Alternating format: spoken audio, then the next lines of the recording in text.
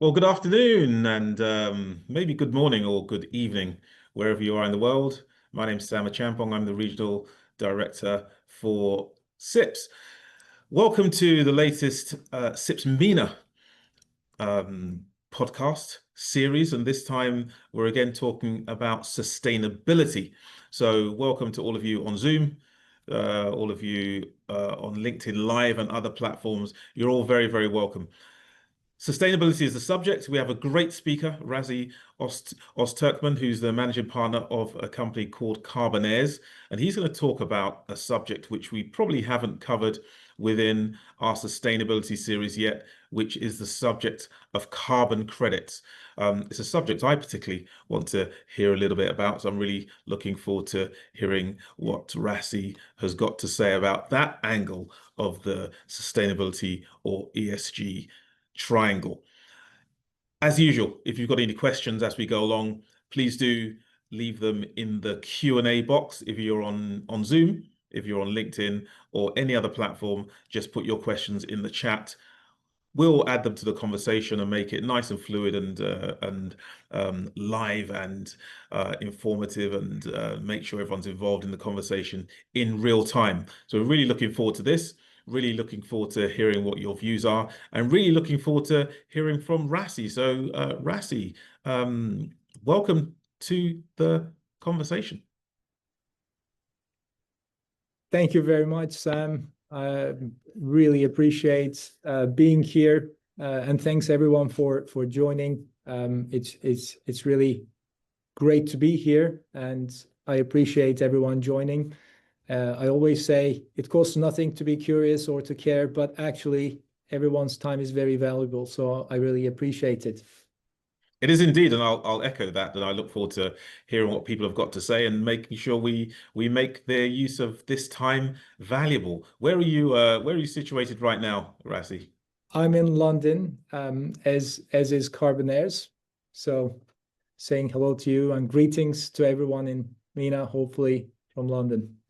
Great, and I'm here in our Dubai office. So similar to you guys in London, it's winter out here, so we're freezing in 30 degrees, as you can imagine. So yes, so slightly different. Rasih, look, first of all, thank you for taking the time, and thank you all for joining. Carbon credits, that's what we're going to delve into. But before we do that, maybe just talk a little bit about yourself, about your career, what you currently do, and I think before we go into the subject, a little bit about Carbonaires. Very well. I'm very happy to do that. So my name is Rasih, everyone. I'm the managing partner of Carbonaires. We're a London-based company. We work across the carbon markets and help companies understand their emissions and take credible climate action. We help financial institutions make investments into carbon removal projects. So we come at it from a bit of a financial lenses as well. My background actually probably explains that. I come from financial services. I was born and raised in Turkey. I then went on to study in New York and joined HSBC and worked with them for 10 years as an international manager in the UK, Hong Kong, and New York. I then managed the operations of a Hong Kong multinational, Achampong, for another decade, and I was responsible for the MENA region. Achampong defined itself as an orchestrator for supplying major retailers in the world. And I always look at climate strategy through that lens as well, in addition to finance. So I think that's what makes this topic interesting as well. It's not just about climate anymore. It's about competitiveness in the supply chains, reputation, access to capital, all of it. Well, that's an interesting career, which I guess is there are some synergies as to how it's dovetailed into this particular subject. So let's get into it. So we're here to talk about sustainability, and we're here to talk about carbon credits. What are carbon credits? How do they work? What are they? How do they work? What's the science behind them? What's the rationale behind them? What do they do? Over to you, Rasih. Absolutely. And let me start maybe with the basics, Sam. What carbon credits actually are. A carbon credit represents 1 ton of CO2 that's either removed from the atmosphere or avoided from being emitted in the first place. Think of them as verified climate outcomes. So these are financial instruments themselves, so because they have monetary value, but the process of getting them is quite actually physical. I mean, you can actually observe this happening, and there is a climate outcome out of these actions. And why do they exist in the first place? They exist because when companies do everything they can to cut their emissions, there's always a small portion that's impossible or extremely expensive to eliminate. And every science-based pathway to 1.5 degrees increase in temperature shows the same thing, which is there is no net zero without carbon removal. So credits are not a replacement for reducing emissions. They're a complement, and they help tackle the last unavoidable part of the footprint. So there are, I guess, in procurement terms, they're the tail end then. So once you've exerted every other effort to meet your ESG obligations, or in this case, carbon removal obligations, it's at that point that you turn to carbon credits to fill the gap. Is that correct assessment? I think they can go hand in hand, Sam. And we advise that companies start thinking about this from the very early stages, in the sense that you can take different approaches. One of the approaches would be actually to set a year, a net zero year, for example, and work towards that. And where you look at your projected residual emissions, and you can start building up a portfolio of removals over time for that. And you could, as an alternative, perhaps you could also focus on an ongoing responsibility, and you measure your footprint every year, try to reduce on an ongoing basis, and then you can purchase credits to take responsibility for them every year. And is this, I mean, how prevalent, and what's I suppose, the profile of an organization that would seek out Carbonaires as an answer to their efforts or their journey to net zero?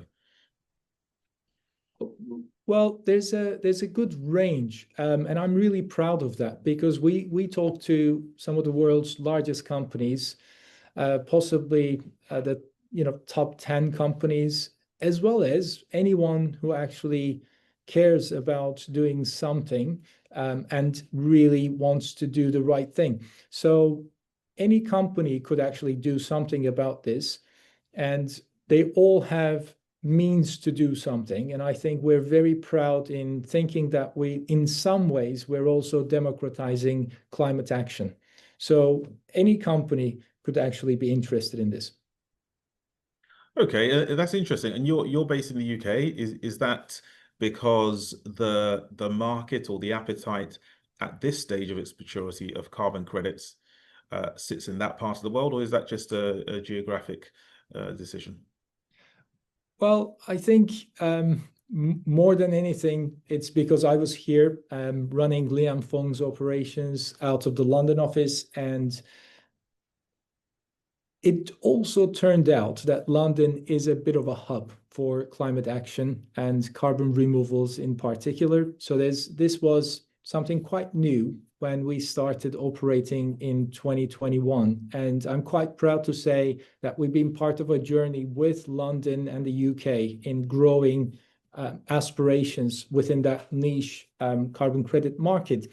And talent here has been amazing, because we have a very good relationship with Imperial College, and our team has been constructed quite strongly by Imperial College and their guidance. Professor George Jackson sits on our advisory board. Professor Niall McDowell also from Imperial College, is our chief science advisor. So we've been supported by UK universities and in terms of the talent pool as well as expertise. But I would also say that we are a global company and we have global ambitions, and we do look at the world in general and see a lot of opportunities and ambition from other parts of the world as well. Fantastic. So let's talk about the nuts and bolts of this. So carbon credits, company A. I'm company A, and I have my race to net zero, and I have some firm commitments, and I acknowledge that my solution involves carbon credits. So I want to, I guess, purchase carbon credits. So I come to Carbonair. So how many credits do I purchase? And more importantly, for the layman, what does it actually mean to purchase carbon credits? You purchase them, you hand over cash, you hand over capital, and what do you get? And what actually happens on what's behind the scenes? What does a carbon credit mean?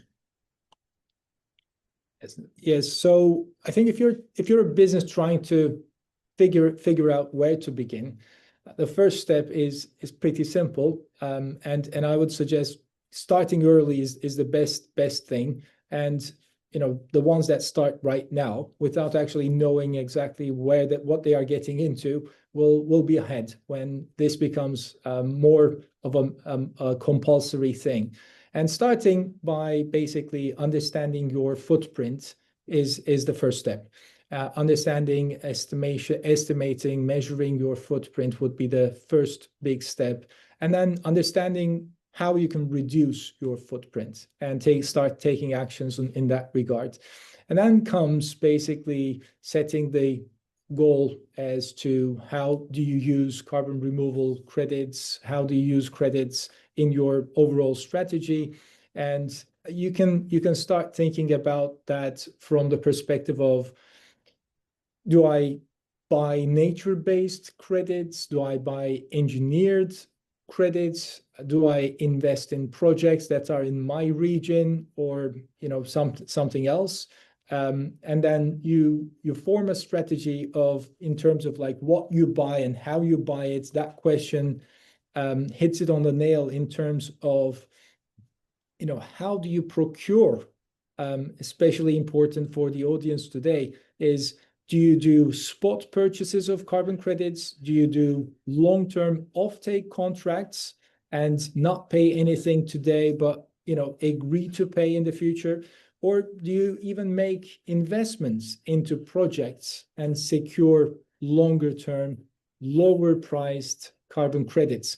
And so the carbon credits are issued by standards that basically approve that a ton of carbon has been removed or avoided, and a carbon credit is issued most of the times on their registry. And when you decide to buy it, in terms of the transfer of that credit is assigned to you. And once you say, I am using this, I use this, the terminology is such that the credit is retired and it can not be used by somebody else. Okay, so let's I guess personify that a little bit more. So when we talk about you buying carbon that's being taken out of the environment, what does that mean? Because I think you mentioned three specific types. So maybe talk through the three specific types of, I think one of them is projects you mentioned. So talk about the different types of carbon credits or carbon projects that you can buy into. What does that mean, and how much does it cost? Yeah. So I think possibly there are different ways of categorizing this, but I'll do two different layers of categorization so that everyone knows. So carbon credits in general are categorized as avoidance credits and removals credits. Avoidance is where you're basically looking at a project that avoids carbon emissions. And this could be a protection of a forest, or it could be using renewable energy and associated credits that come out of it. On the removal side, you are actively removing carbon from the atmosphere. So again, going back to our nature-based example, you're actually doing afforestation or reforestation activity, meaning that trees get planted, they grow, and they suck carbon from the atmosphere. Or on an engineered side, there are various forms of and technologies of carbon credit projects. One example would be biochar. It uses a 2,000-year-old technology engineering process called pyrolysis, and it removes carbon from the atmosphere, and through the heating process can create pellets that contain the carbon in the end that can be put under soil, for example.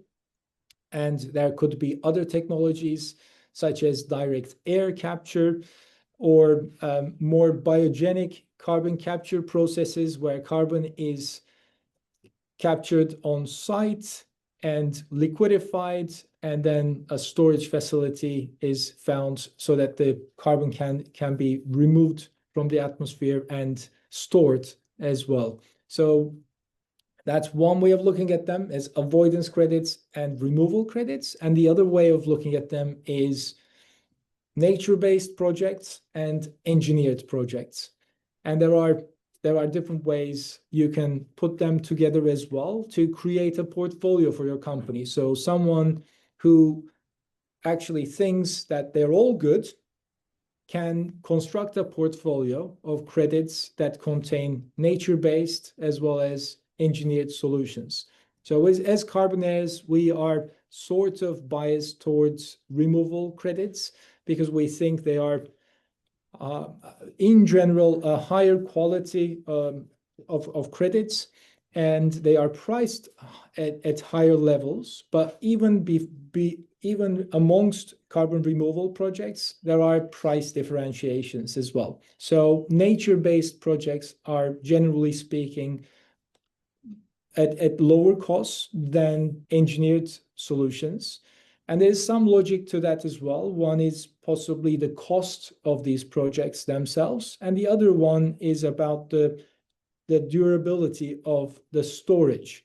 Engineered projects, generally speaking, give you longer tenors of storage of the carbon, which is important. And nature-based solutions are, generally speaking, again, shorter term in nature, but still looking at 100 years possibly in terms of storing the carbon. And this is important from our perspective, it's important to do both, because nature-based solutions give us quite a bit of the volume that is needed and scale that is needed today. And I think we need to also ramp up and scale up the engineered solutions for ongoing climate change issues for the decades and centuries forward. A great characterization. And I think as I build my understanding, am I correct in thinking that so essentially purchasing carbon credits is a method of funding projects that are removing carbon or reducing the carbon burden? Is that, or is that too basic? No, I think that's a great way of describing it, because at the end of the day, if the credits are not purchased, the investors into these projects will never be paid, and they will not invest again. And I think that's a good way of describing it. Great. So do you have some examples? Examples of carbon credit purchases, organizations who have done so? Maybe give us a few. Any from around the world or from this region? Absolutely. I mean, globally, the leading companies follow the simple principle we talked about: reduce as much as possible, and at the same time start investing in high quality carbon credit projects, and especially removals to build their future capacity.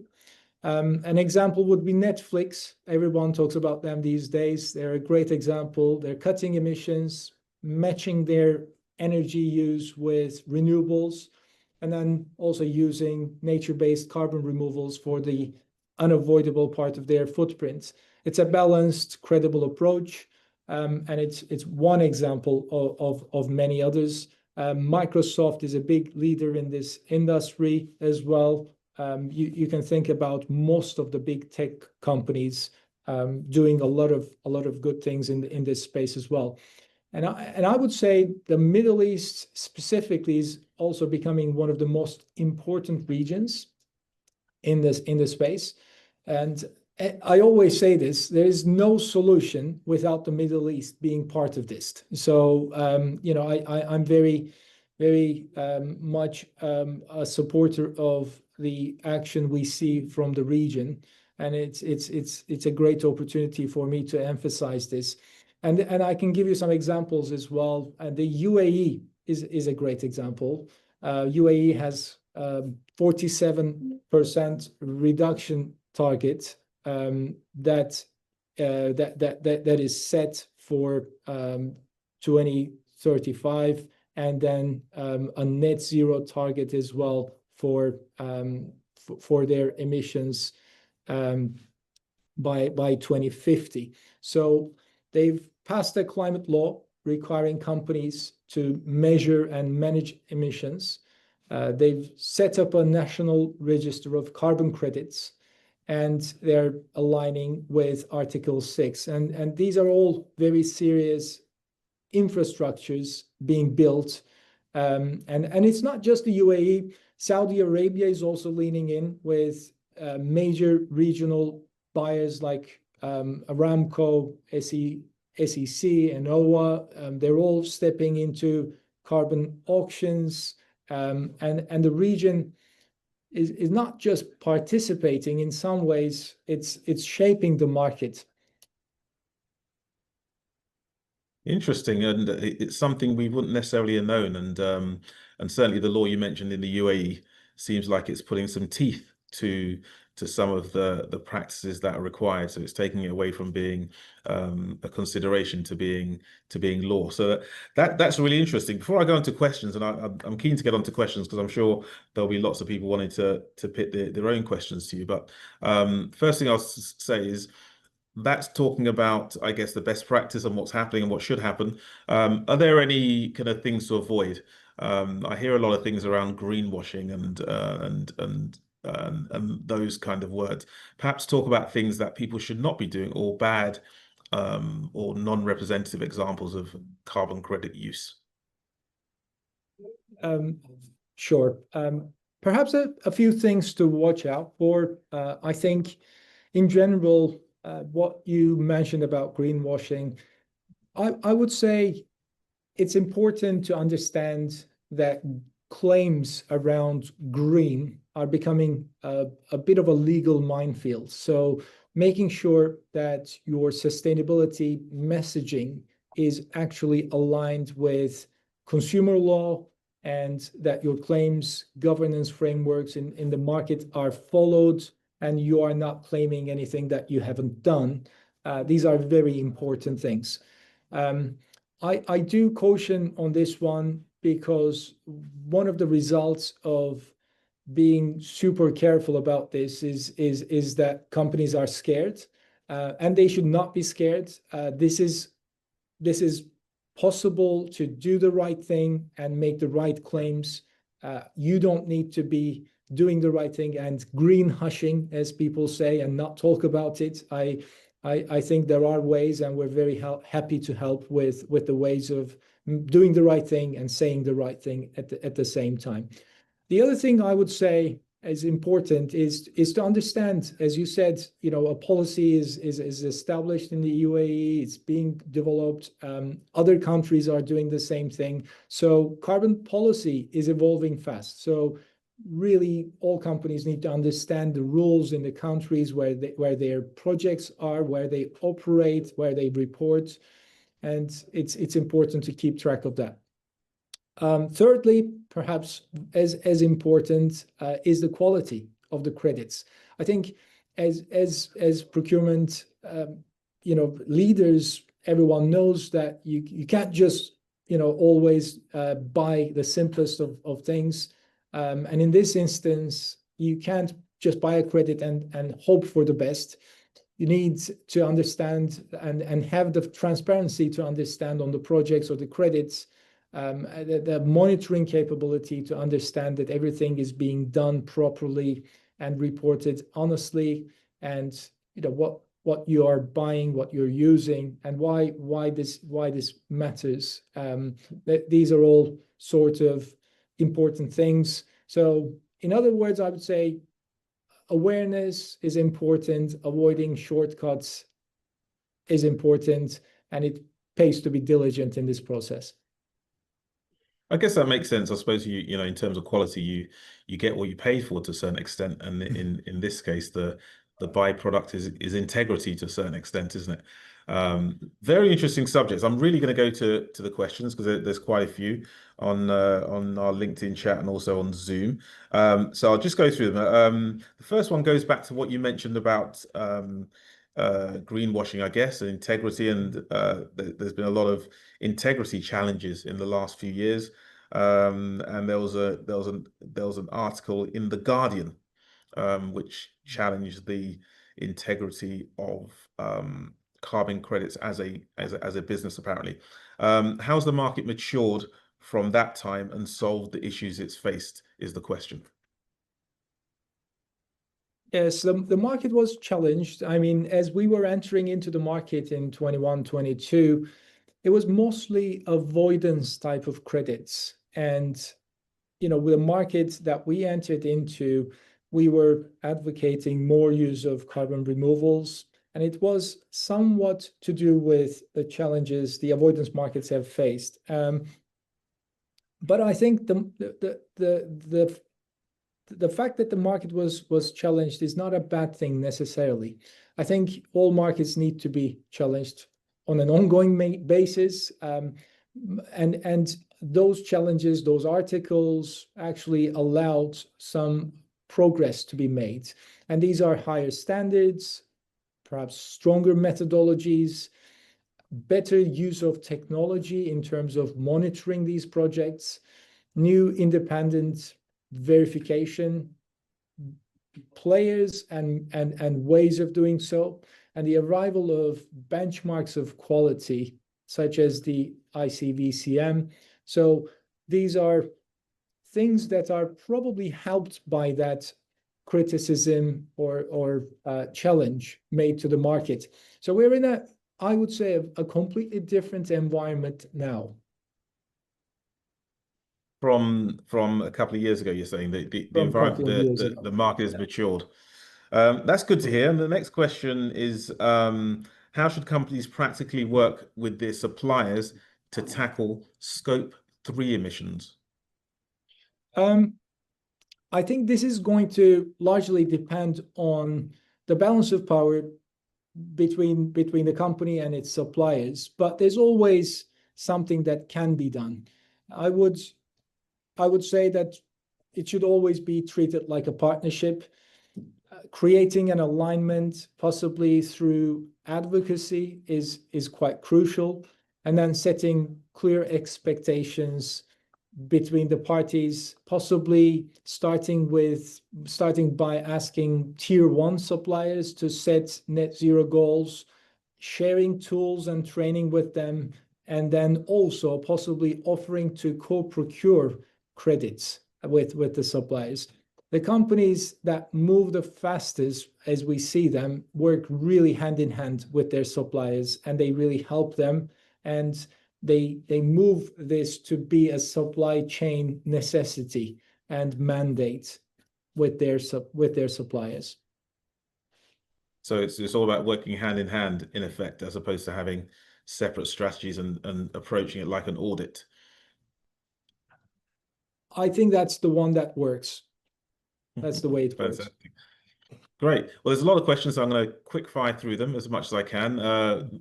First question I've got here is I think the question is, what is the carbon bank? Does something called the carbon bank exist?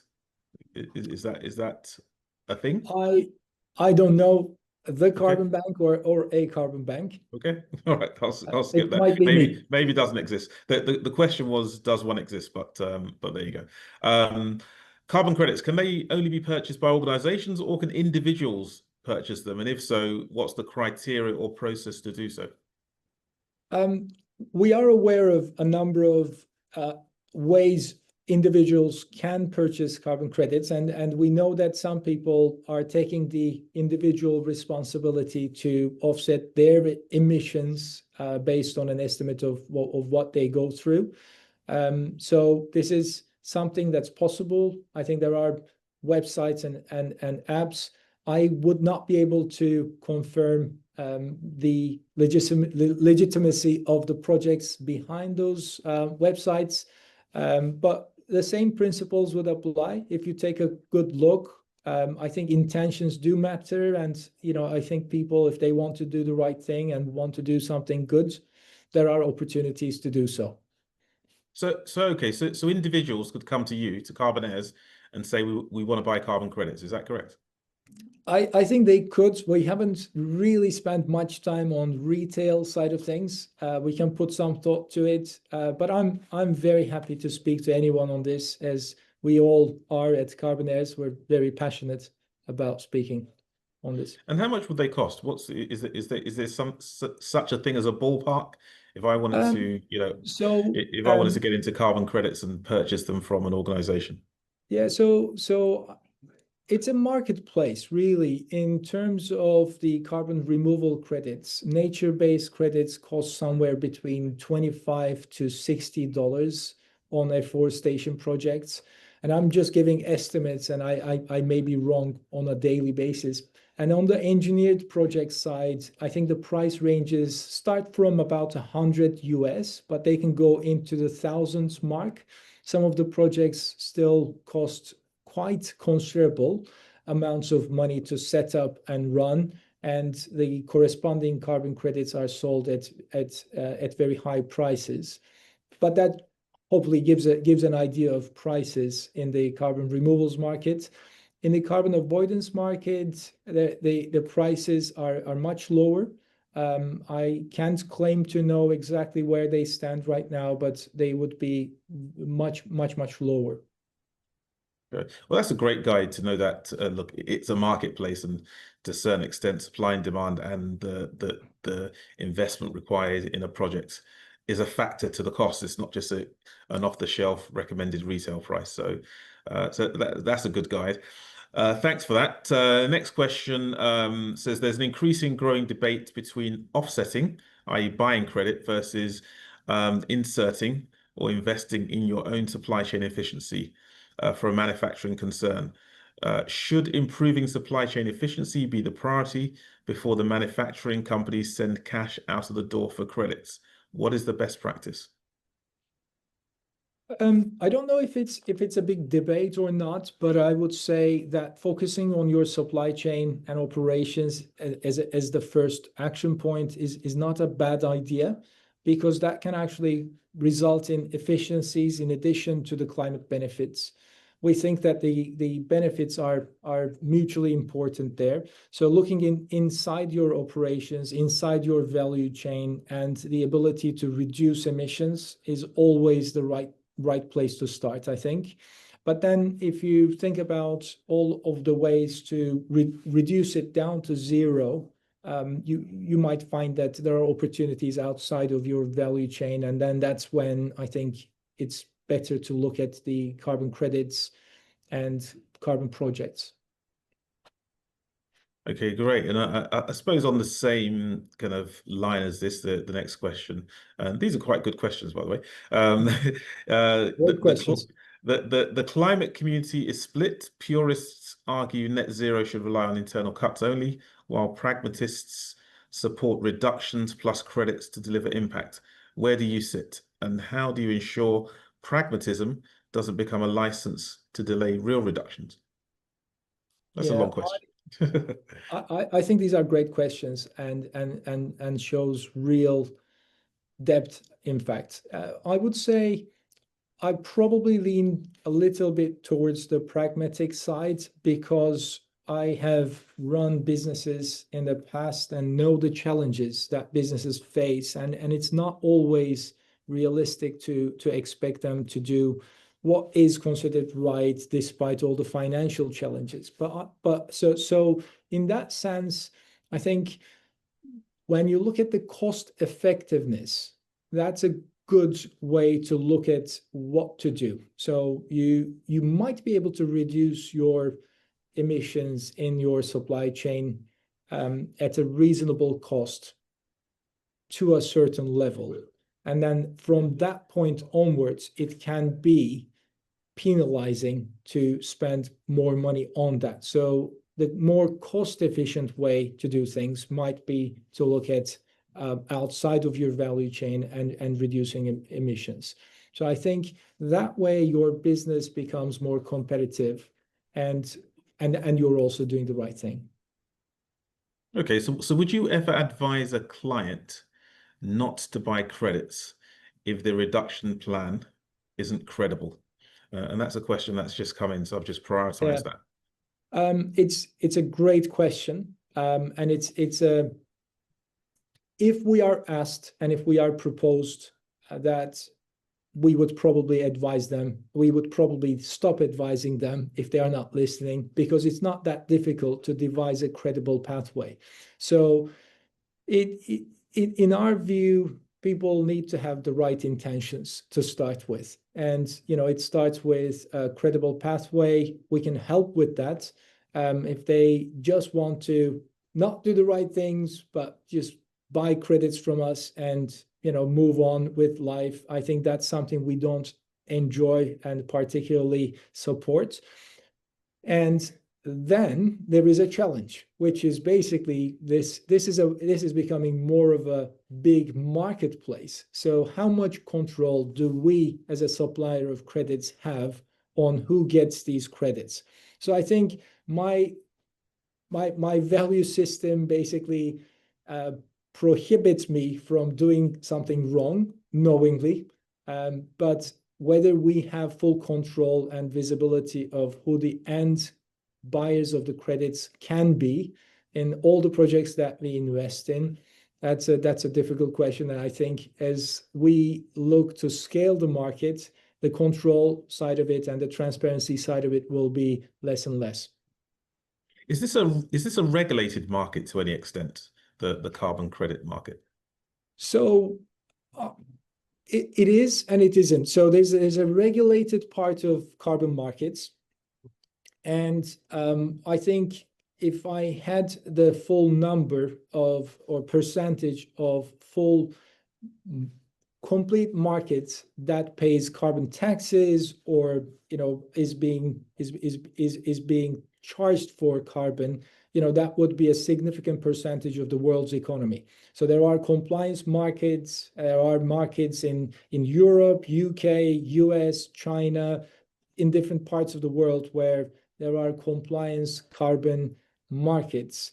And then what we have focused on today mostly, and what Carbonaires does most of the time, is on the verified carbon markets. That's not a regulated market.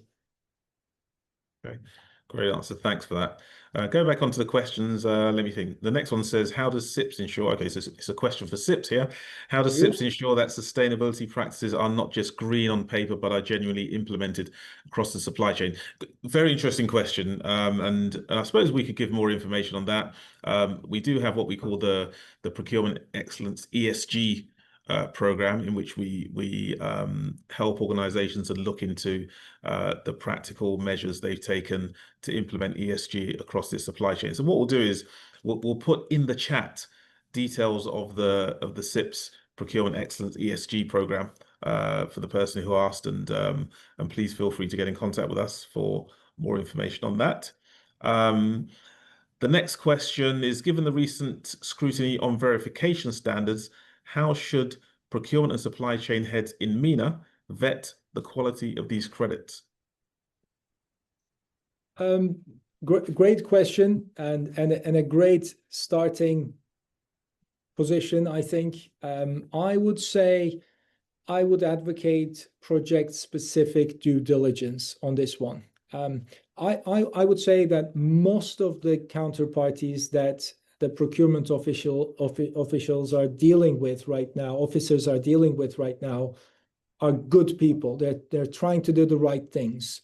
But this isn't to say that you can just trust everybody and get on with your life. I think there is a need to do due diligence on a project by project basis and not just take one name or one standard or one methodology as good or bad and move on. Great answer, and you're right.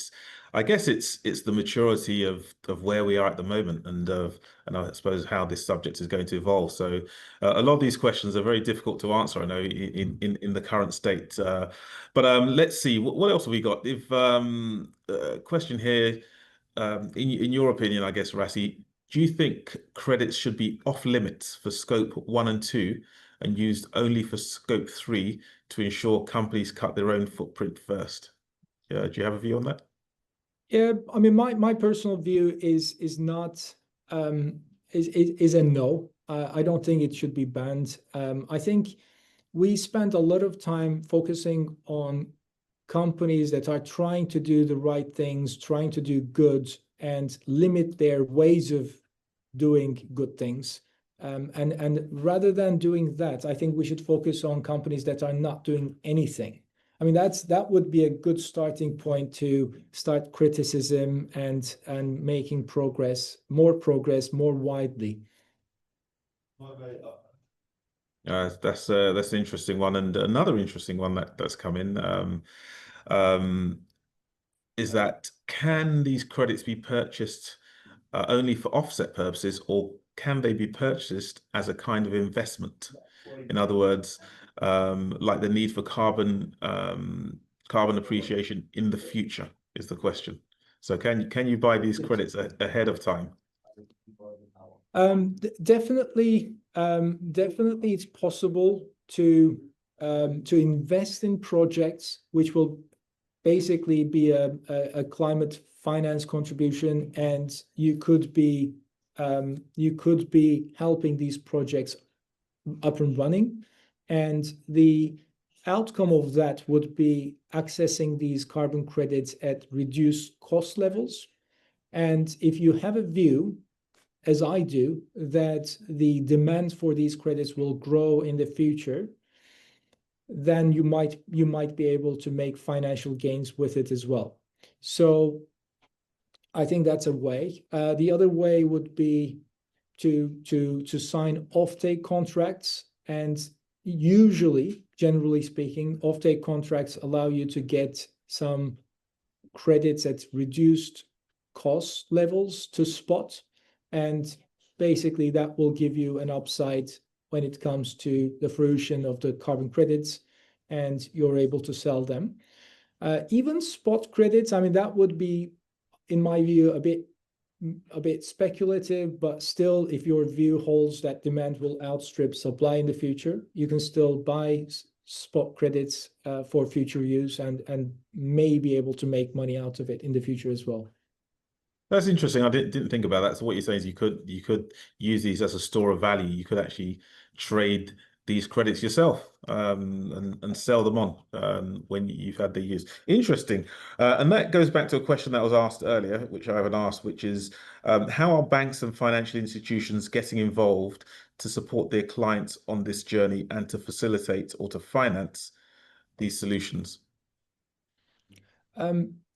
It's a very good question, actually. Banks have moved from being observers to being active enablers in the market.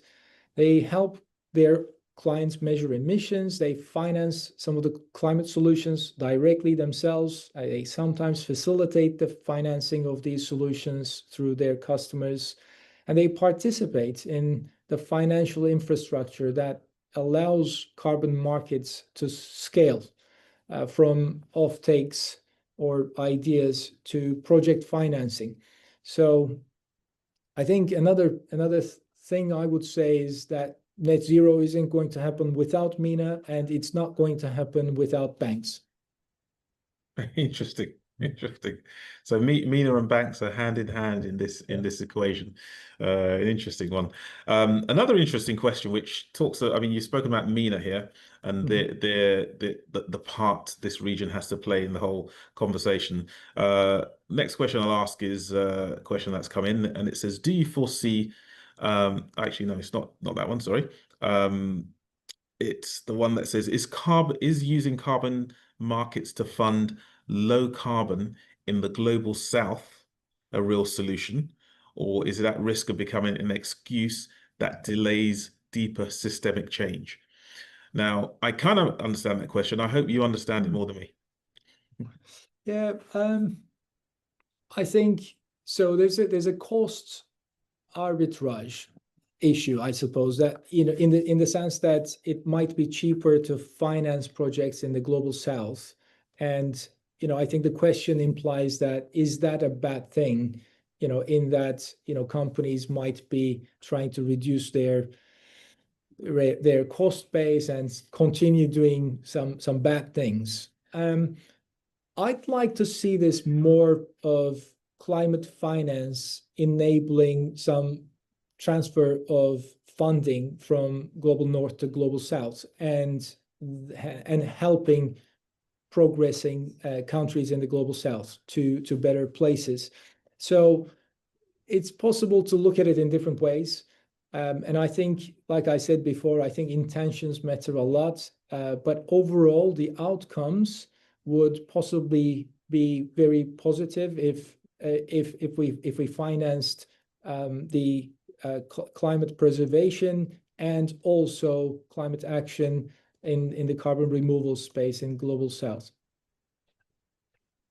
Great answer, because and I kind of get the sentiment around that, continued behavior in the global north, for those who can afford it, and almost trading their guilt by funding projects which in the global south, which are cheaper, but don't actually reduce carbon net. So I can kind of Yeah. get the sentiment of that. Another question is, companies implement strategies to reduce carbon emissions through innovation, supply chain changes. How do these interactions, how do these reductions rather interact with individual behaviors and lifestyle choices? So is there now a balance between what companies are trying to do and what individuals are trying to do? Is that something you see Um, in terms of actual yeah. climate outcomes? Yes, I think the biggest parallel I can draw to this question, and I actually love the question. I don't think I have a perfect answer for it, but I can draw a parallel to individual choices affecting company behaviors. Um, this is a great topic. For some companies, the internal workforce expectations drive the company's behavior. And the more individuals working in a company expect climate action, the more the companies get committed to doing something. So there's a great influence there. So it's not just the customers putting pressure on their supply chains. It's not just governments coming up with new rules and regulations, but it's also the workforce, and it's all of us, basically individuals working for different companies, putting a little bit of that pressure on our companies because we work there and we feel part of there. And the sense of belonging probably goes up as the interests and actions are aligned.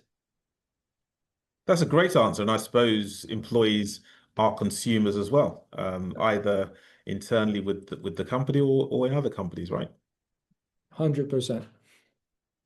Interesting. I think it's such an interesting subject. I think the question that I'm going to wrap this up with is this one.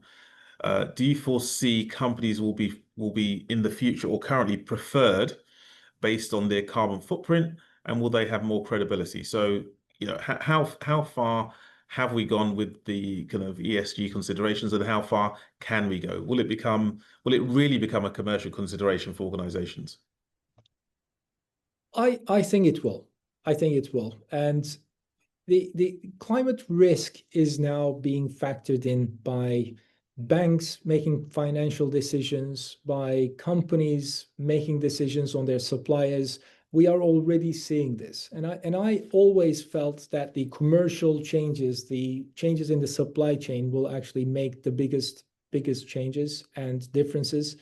And we are seeing it already. I think we are probably at the verge of that becoming a major thing, and it's becoming more and more standard now. So, but I am biased in this. I certainly am.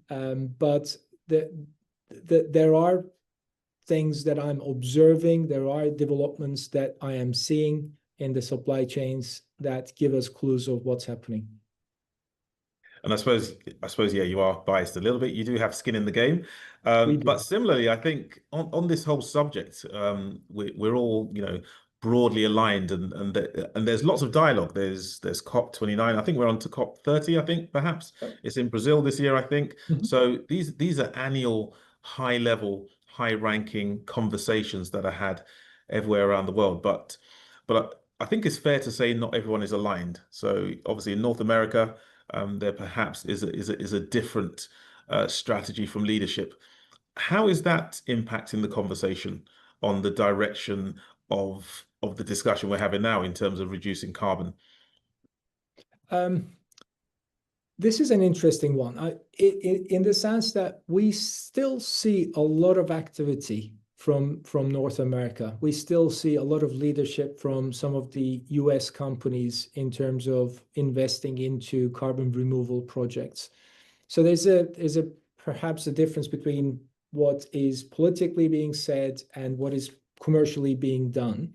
So that's one thing. Second thing is that the perhaps the intense narrative against some of these things have also helped demand to be crystallized in different parts of the world and leadership to emerge in different parts of the world as well. What I mean by that is that I think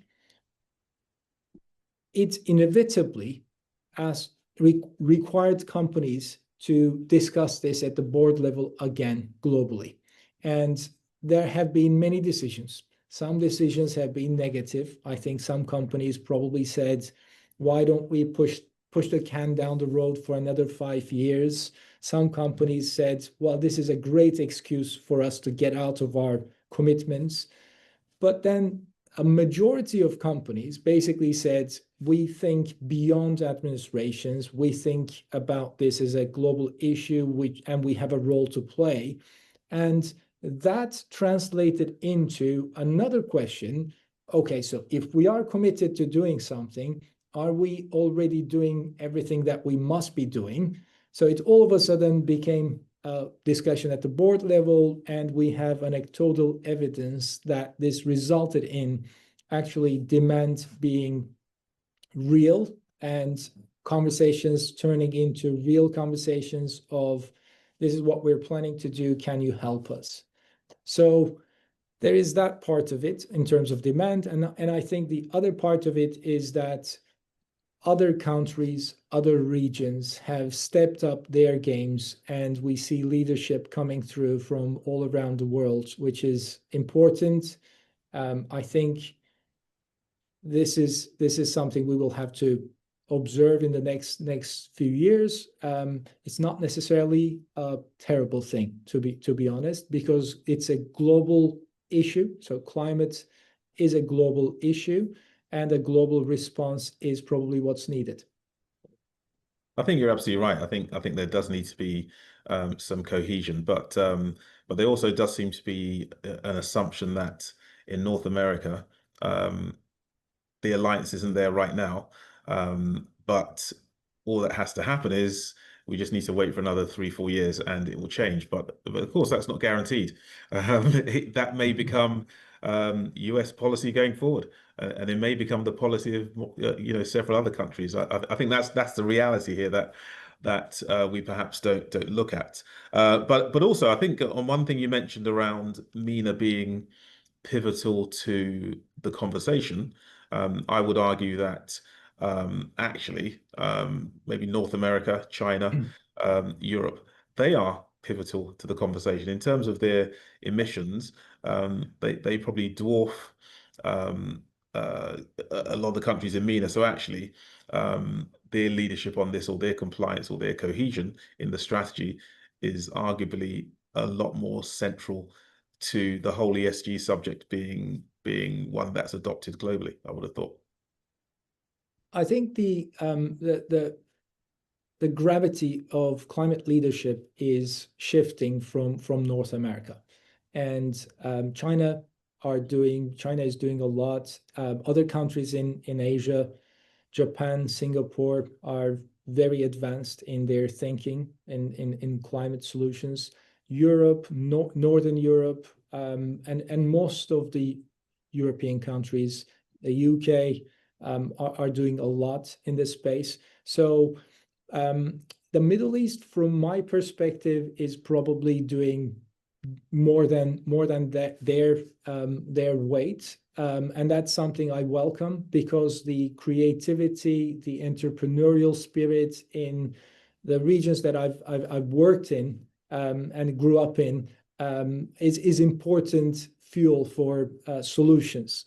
And I think of that as a positive thing, rather than a responsibility kind of bestowed upon a region. So I think we need it as part of the solution, and it brings a different aspect to the solution. I think we could really go on to this conversation for ages and ages. It's such a wide subject once you start homing in on carbon Really credits is. and then expanding to ESG.